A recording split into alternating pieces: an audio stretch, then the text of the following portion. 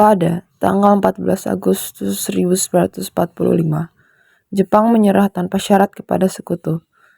Berita tentang kekalahan tersebut sangat dirahasiakan oleh Jepang. Bahkan semua stasiun radio disegel oleh Jepang. Tapi ternyata siaran tersebut tertangkap di Indonesia dan Sultan Syahrir mendengarnya.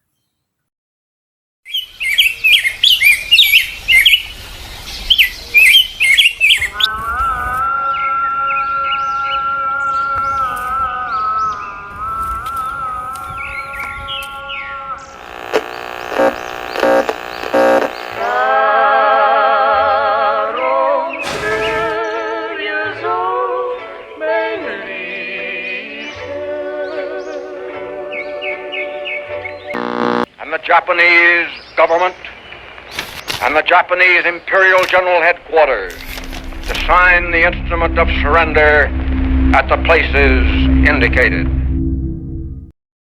Sore hari setelah mendengar berita kekalahan Jepang, Sultan Syahrir dan para pemuda mengadakan rapat di Jakarta.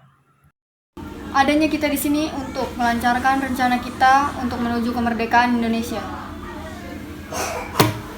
Tapi Bung, Jepang masih menguasai Indonesia. Tanah Putra masih dikuasai oleh Jepang. Assalamualaikum. Waalaikumsalam. Saya punya kabar gembira bagi kalian semua.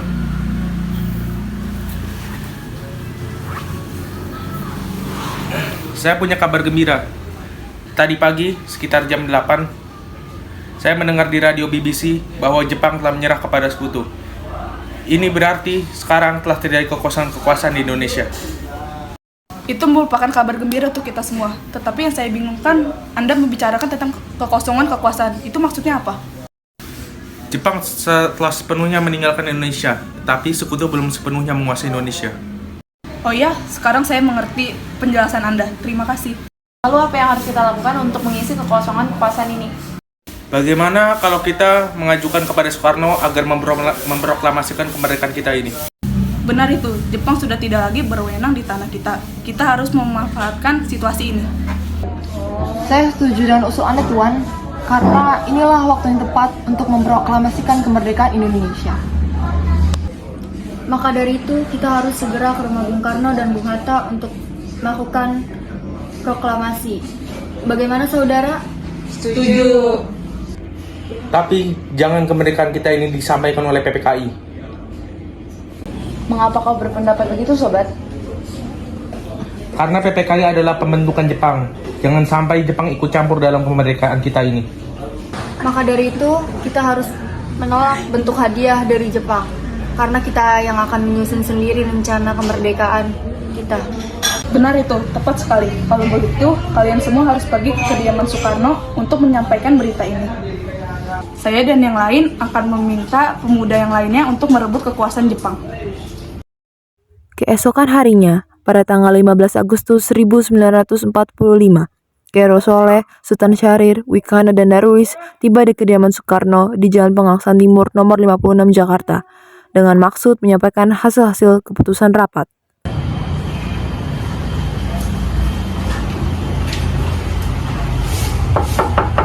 Assalamualaikum. Bung Karno. Waalaikumsalam. Apakah ada Bung Karno? Kang Mas ada keperluan apa? Ada hal penting yang ingin dibicarakan. Baiklah, akan saya panggilkan Kang Mas. Kang Mas, ada yang mencarimu di rumah. Oh, siapa Bu? Para golongan muda ingin berbicara mengenai hal penting kepadamu. Oh, baiklah. Ya, ada apa? Silakan duduk, saudara-saudara.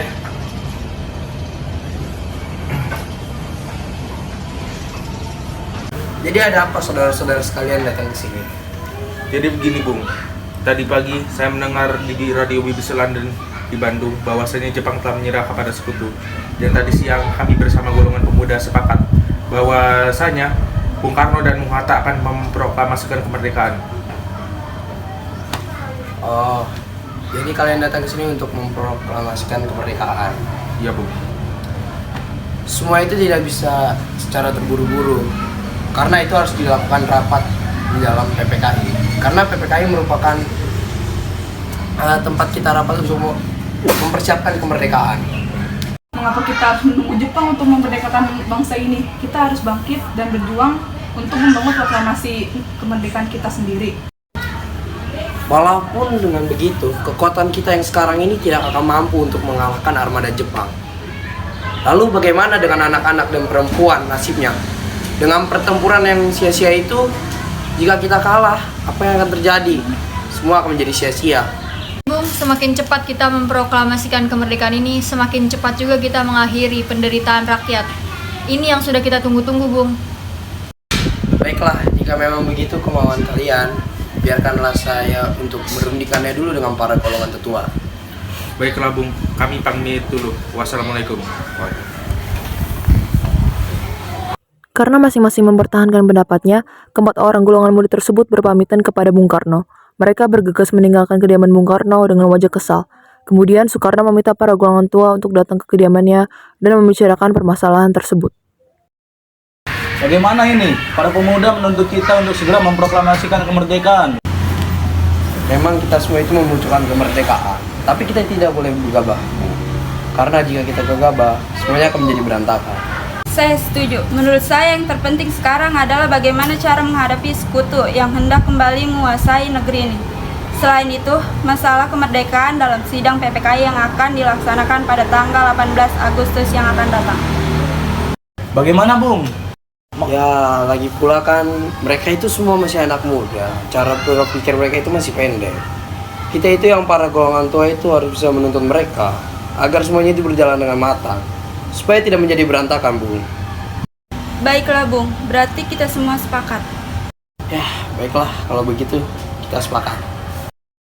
Meski berat hati dengan keputusan Soekarno, para pemuda yang telah meninggalkan kediaman Soekarno tetap tidak putus asa. Mereka pun menyusun strategi bagaimana membujuk Soekarno dan Muhammad Hatta untuk memproklamasikan kemerdekaan sesegera mungkin. Akhirnya mereka memutuskan untuk mengasingkan kedua tokoh tersebut ke Rengas Dengklok agar terhindar dari pengaruh Jepang di Jakarta. Nampaknya golongan tua tidak menyetujui kita harus mencari jalan keluar. Benar sekali. Ada saran? Bagaimana jika kita mengasingkan Bung Karno dan Bung Hatta agar dia terhindar dari pengaruh Jepang? Lalu, di mana kita akan mengasingkan mereka, Bung? Bagaimana jika di Rengas Dengklok, suatu markas peta yang dipimpin oleh Ajudan Subeno berada di Purwokerto? Bagaimana saudara-saudara, apakah kalian setuju? Setuju. Maka dari itu kita akan melakukannya malam ini. Para pemuda pun menyetujui ide Darwis tersebut. Pada malam hari dan siang hari, Insinyur Soekarno dan Muhammad Hatta dibawa oleh sekelompok pemuda menuju Rengas Dengklok. Rombongan ini berangkat dari kediaman Soekarno yang dikawal oleh pasukan peta di bawah pimpinan Darwis. Assalamualaikum.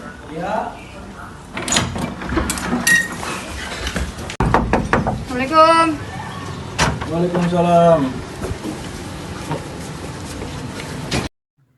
Rombongan Insinyur Soekarno dan Muhammad Hatta tiba di Rengas Dengklok dengan selamat pada waktu subuh tanggal 16 Agustus 1945.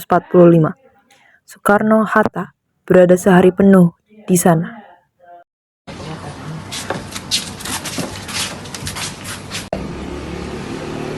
Karno, Hatta,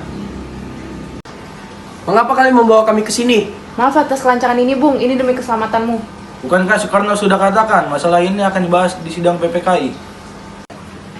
Mengapa harus menunggu PPKI? PPKI pembuatan dari Jepang. Kita harus memproklamasikan kemerdekaan tidak dicampuri oleh tangan Jepang. Memang itu ada benarnya, tapi kita masih membutuhkan tenaga dari Jepang. Bagaimana jika perkataan Jepang hanya pemanis belaka? Apa yang kita harus lakukan? Apa kita harus menunggu Jepang? Kita harus memproklamasikan kemerdekaan kita sekarang juga. Kasihan rakyat kita menderita di tanah mereka.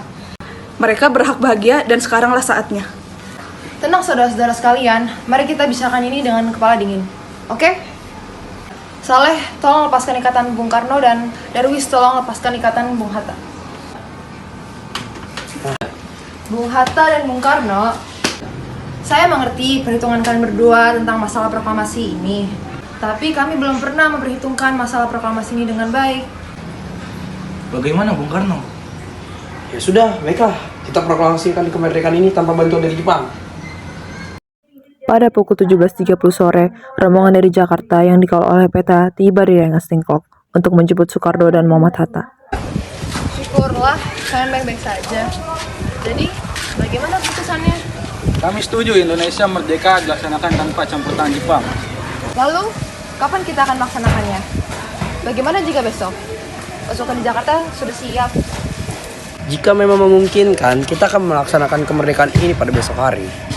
Baiklah, bagaimana kita akan membicarakan naskah proklamasi kemerdekaan kita?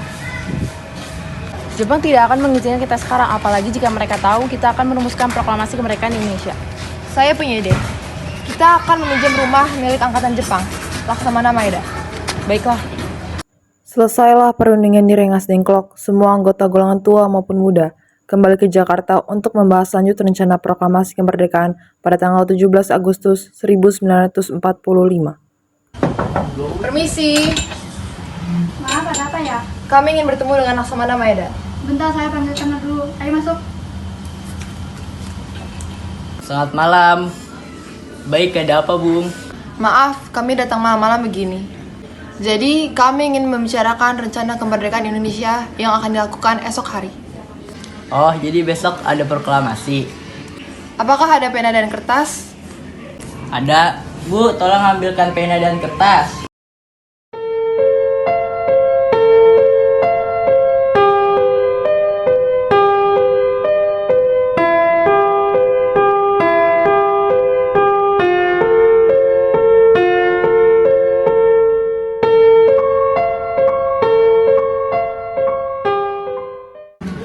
Saya Yuti Malik, saya telah merencanakan teks proklamasi. Bisakah Anda mengetikkannya? Saya sangat senang diberikan satu kepercayaan oleh Anda. Saya akan menjalankannya dengan baik. Baiklah, kalau begitu akan langsung saya kerjakan. Terima kasih. Apakah di sini ada mesin ketik? Oh, ada. Silakan ikuti saya.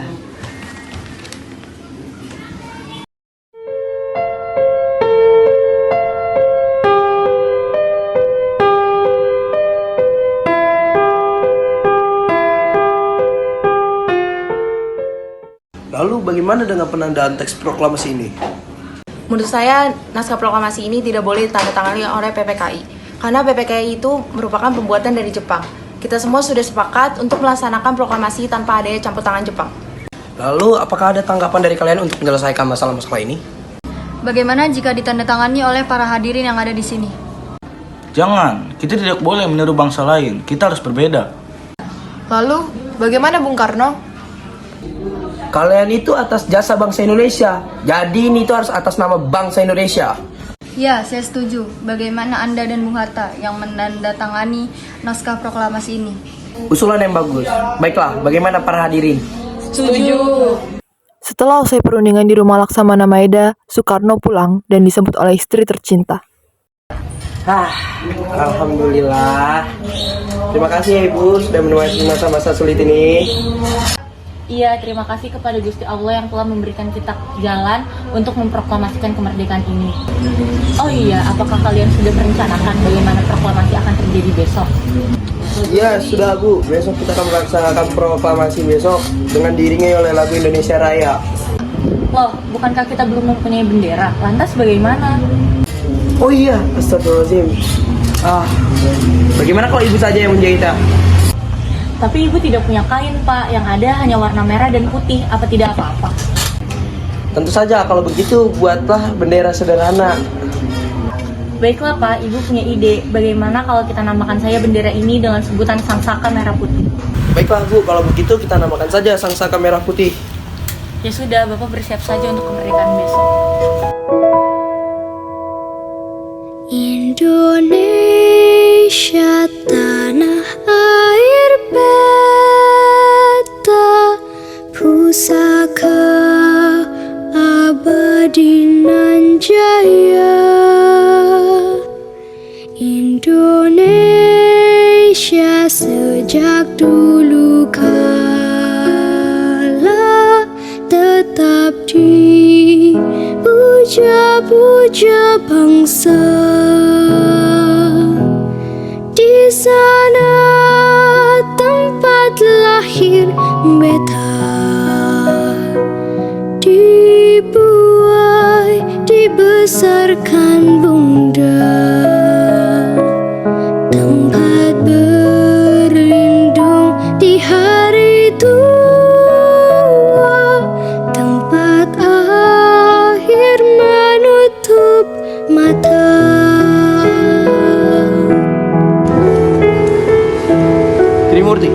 tolong kibarkan bendera ini sebagai lambang kejayaan bangsa ini. Siap pun saya akan menyuruh anak didik saya untuk mengibarkannya. Air beta tiada bandingnya di dunia. Karya indah Tuhan Maha Kuasa bagi bangsa yang memujanya. Indonesia Ibu Pertiwi, kau ku puja, kau ku kasihi. Tenagaku bahkan pun jiwaku kepadamu rela ku beri.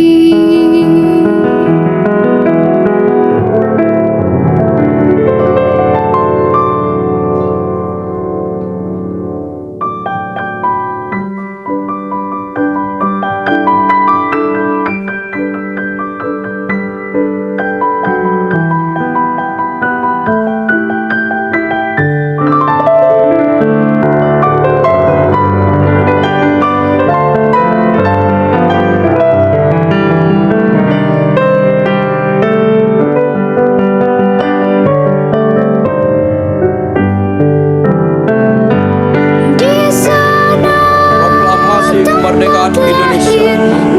Kami bangsa Indonesia dengan ini menyatakan kemerdekaan Indonesia. Hal-hal yang mengenai pemindahan kekuasaan dan lain-lain diselenggarakan dengan cara seksama dan dalam tempo yang sesingkat-singkat. 17 Agustus tahun 45 atas nama bangsa Indonesia Soekarno-Hatta. Tempat berlindung di hari tua, tempat akhir menutup mata.